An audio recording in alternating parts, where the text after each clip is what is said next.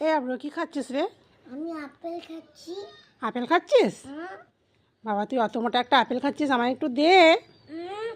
দিব কেন? ওকে চলে আসা। লোকের ছেলে খাচ্ছে? হুম, তুই লোকের ছেলে? হ্যাঁ, তুই তো আমার ছেলে। তুই আমার ছেলে না? না, না, আমার ছেলে না? না, ও, অন্য সময় তুই আমার ছেলে, এখন একটু আপেল চেয়েছি তার জন্য এখন তুই লোকের ছেলে? দে আমায় একটু দে। একটু দিব। তা আমার একটু দে, এত মোটা আপেল একা একা খেতে পারবি? দাদা দিচ্ছি। দে দে। এটা একটুখানি। এইটুখানি?